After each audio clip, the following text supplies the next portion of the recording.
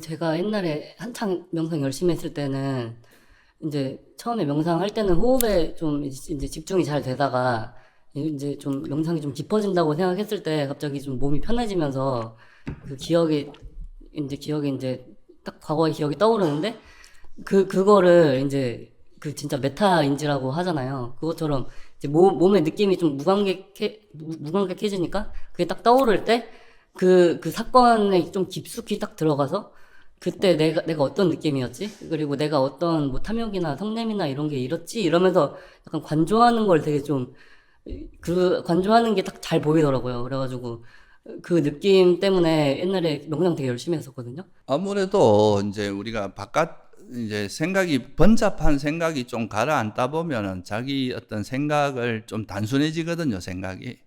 그러면은 이제 자기 생각을 그 사람 말씀대로 뭐 이래 메타인지 자기 생각의 내용을 파악하기가 좀 더 쉬워지는 게 있죠.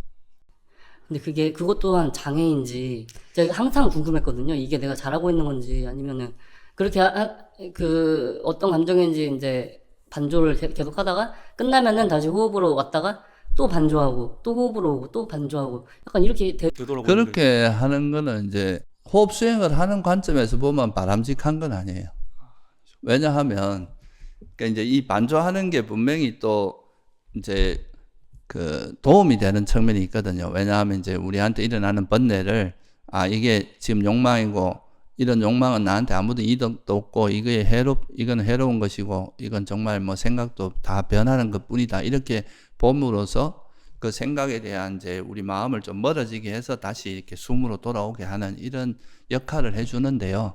그 반조가 너무 많으면 이제 계속 생각만 하게 되는 상황이 벌어지는 거예요.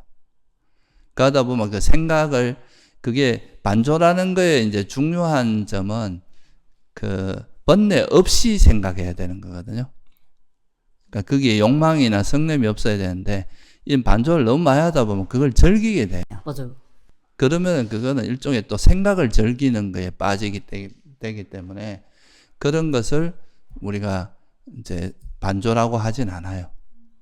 그거는 이제 어떻게 보면 망상에 빠지는 거고 사실 그래서 좀 반조를 하는 데 있어서 최적의 조건 삼매력이 강해야 돼요.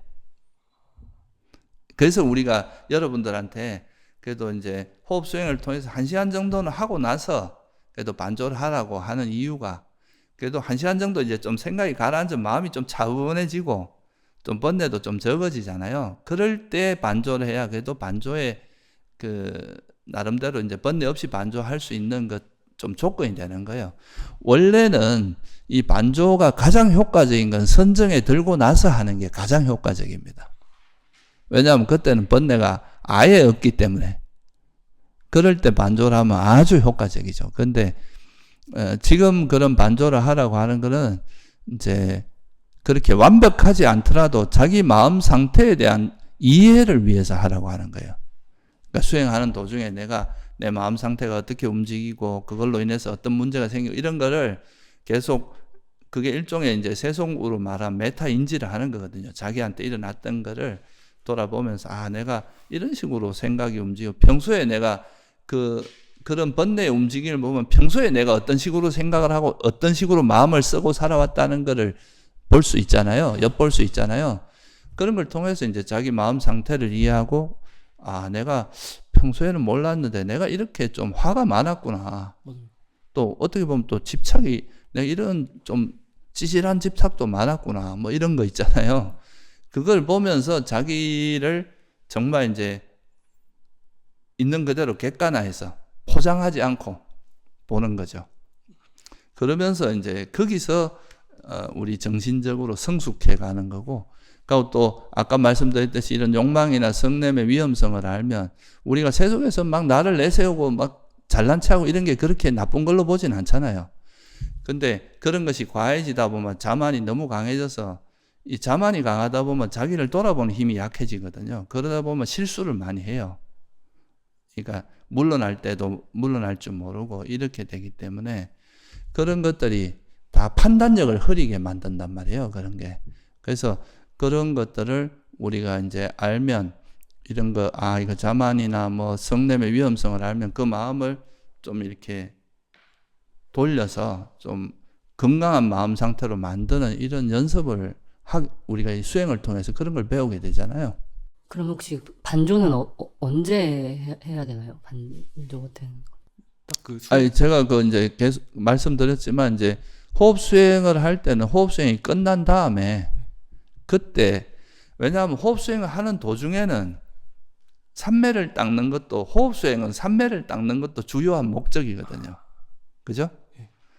삼매를 닦는 과정에서 우리 마음을 쉬면서 들어가는 삼매가 바른 삼매이기 때문에 이제 마음을 보게 하는 거지.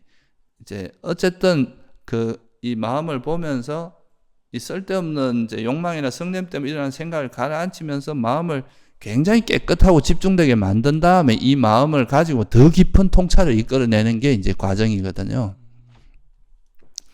그러니까 호흡 수행을 하는 좌선 도중에는 그런 반조를 가급적이면 안 하는 게 좋아요.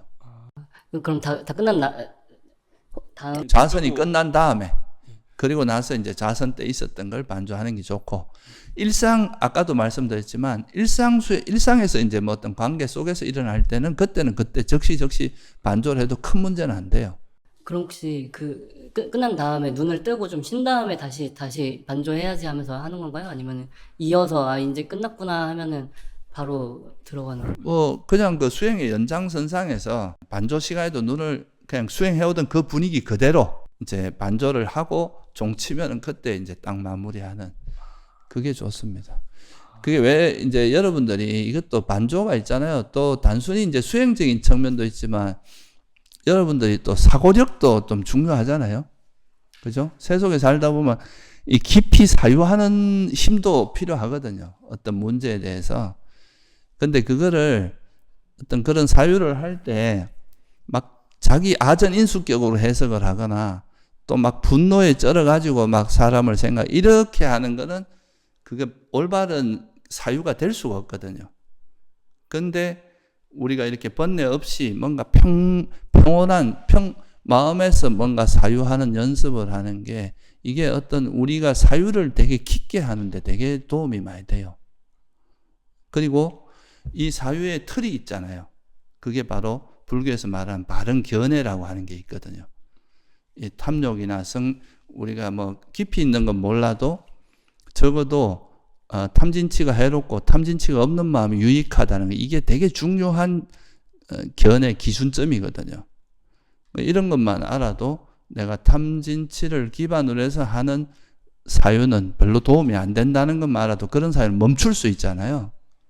그러니까 이런 게 없이 이렇게 깊이 사유하면 그 자체가 되게 남들과 다른 어떤 통찰을 줍니다. 그래서 우리가 세속에서도 좀 현명하다고 생각하는 사람은 좀 자기 감정에 휩쓸리지 않고 조금 중립적인 입장에서 볼 줄 아는 사람 있잖아요. 이런 사람이 그래도 누가 들어도 저 사람 그래도 좀 객관적이고 지혜롭다 이렇게 말하는 거 아니에요. 그죠?